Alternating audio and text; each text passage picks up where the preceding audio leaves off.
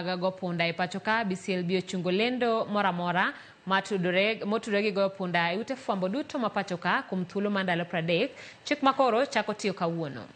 Jakom mar bodno mar BCLB Jane Mwikali Makau owacho ni piny owacho osefwenyo medruok e kwan kembe goyo punda go e pacho ka kakoro nitiere dwaro mar chungo chenro go mar konyo timo nonro.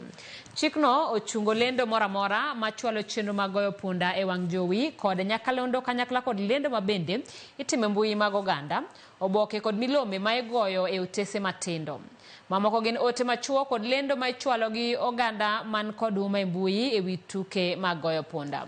Kuom thuolono ma ochunge chenro go, idwaro mondo kembe go chwal lendo ma githoro ke ute fwambo kod mbui ne board mar KFCB mondo mirangi ka bende giluwore gi chike ma pacho ka.